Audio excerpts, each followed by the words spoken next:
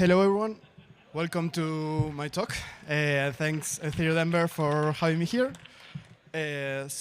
I'm Rodrigo, staff engineer at WebAssy, and today we are going to talk about behavior analysis based for security for the next billion on user chains. So, first, let me introduce you how a token can be launched. The first 60 seconds. So, at T plus 0, the token is deployed.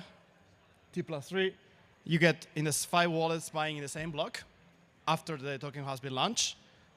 8 seconds later, 12 more come and buy it.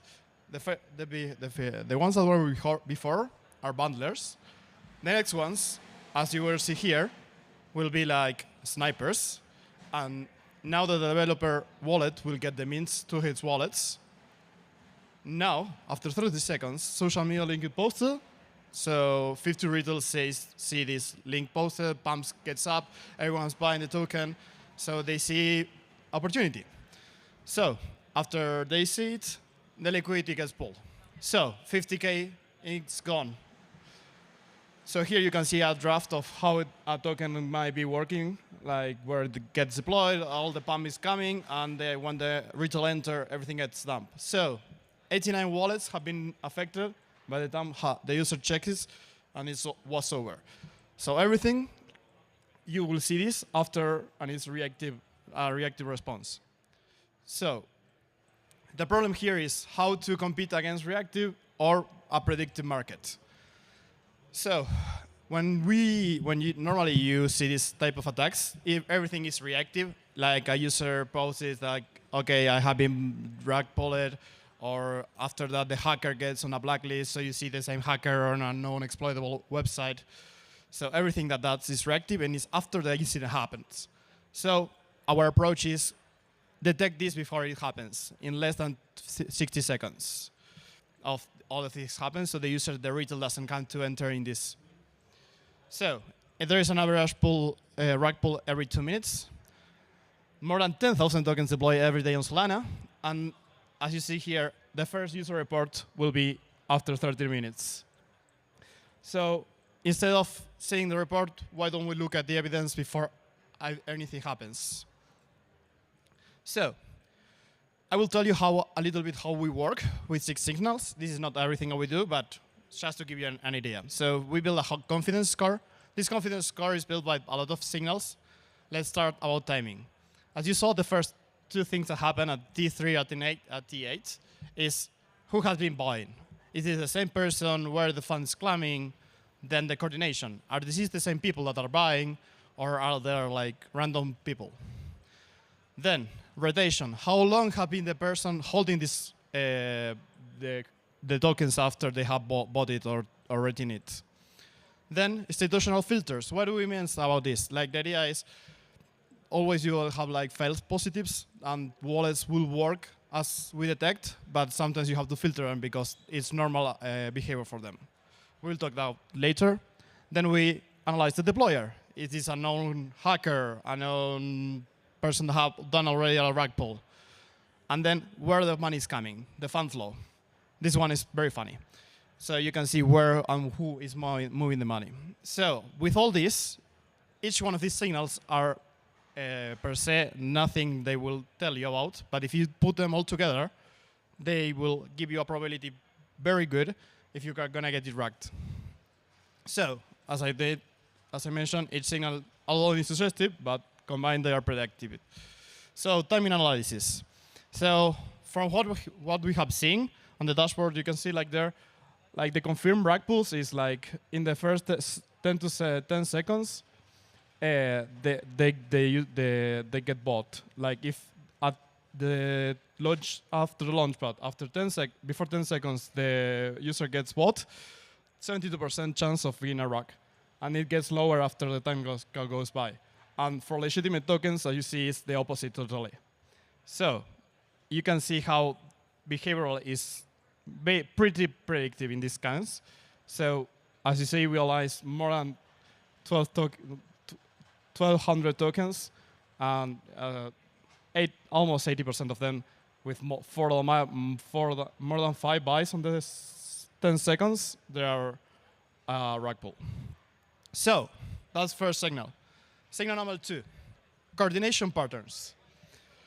So the idea here is, are all of these wallets that buying the same person? So here is where we see like, okay, where the fund flow goes. So who funded this wallet? So you can see here, wallet A to E, they all get funded by the same wallet, and all of them at the same block, they buy to the token mint. So basically, this is not like, oh, random thing. This is coordinated attack. So here you can see like this is a behavior. Maybe it's a bot automated that doesn't have to be with the rag pool, but it's a good signal. If you combine all of them, you can see like 90% of rags that all the more than 3 wallets buy in the same block and funded by the same wallet, they are always rag pools. So normally they use more than 8 wallets. So because they're trying to be dust wallets, so you don't see like, oh, too many wallets have small amount of money, but actually it's the same person that has a lot of the percentage holding. As I mentioned, 5 wallets, same founder, same block, one attacker. Signal 3, deployer profiling. So as we analyze all the blockchain and a lot of things that happen, we already know hackers that have been working in other chains, or where the money are they moving. So normally for this type of rug pools, a behavior that we normally see is like they are like serial deployers, we call them, because they deploy as much as token as they can, and then you can see like if they deploy more than 10 tokens at the same like range, you are trying to get someone scam. Like this is basically your pattern. So math talks for itself. So here you can see it. An average deployer deploys 14 tokens in 24 hours. So normal legitimate projects don't deploy more than 2 tokens. Maybe one's for governance, the other one for tokenomics. So that's more than normal behavior for any of the projects. Then, fanful tracing, as I mentioned before. Where the money is coming from? Like this is like following the gold coins. Okay, so as I mentioned, we know a lot of bad actors that we already label, like OFAC sanction, no hackers, non-drainers, like previous rag pools. So we already know them.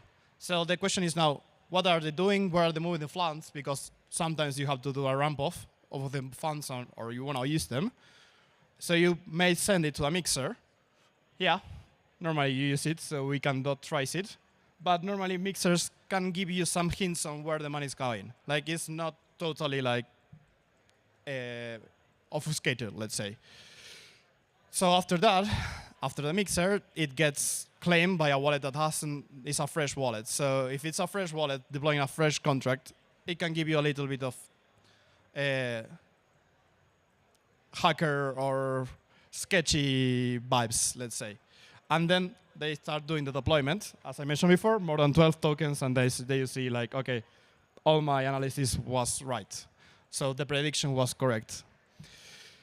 And normally, all of these rag pools come from unfunded wallets that get the first transaction from a mixer or anything that you don't need to do a KYC, basically because they don't want to know who they are. So you can like start predicting where the mixer is sending the money and what they're doing, and you can behave and see, okay, this will be a no hack.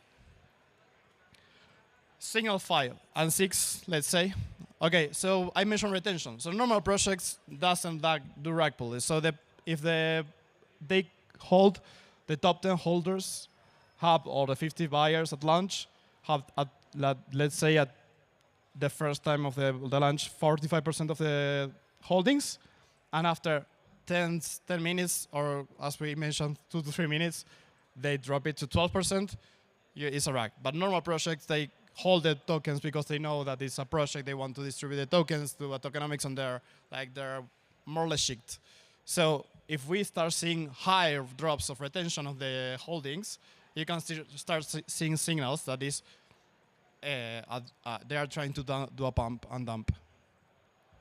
So I also mentioned noise removal. So some of the behaviors and patterns I already mentioned, they are normal behaviors for some of known institutional things. For example, launch pools like Pump and Fun, they do launch a lot of tokens through a same wallet, but this is normal because we label them So they are not trying to do rag and pulse. They rag pulse.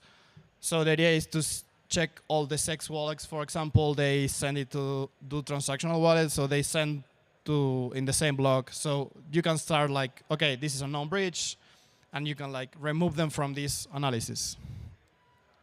So now, what you can build with the API that we work, for example.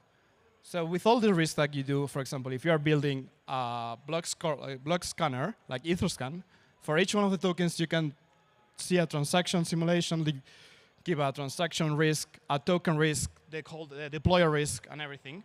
So you can show the users before analyzing which token to buy or analyzing all the tokens they have in the wallet. Then another thing that is cool that we built with all this information is the deeper risk. So you can see beforehand if a token will be depegged.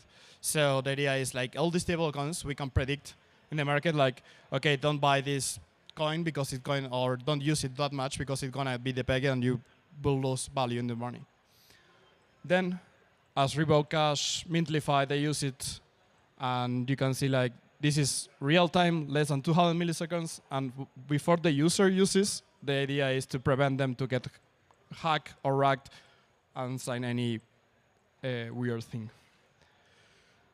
So, what do we suggest?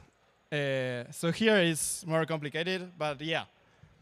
For your users, if you're building an API, an app, or anything for a retail, please analyze whatever token you're launching, trying to see like, okay, I'm building a DEX.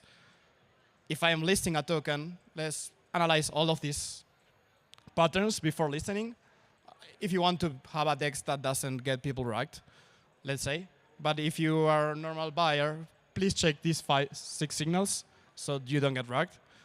And here you can see our partners. And my question was, knowing all of this I have given you, what are you going to build with it? So thank you very much. I'm Rodrigo. That's my information. Any questions?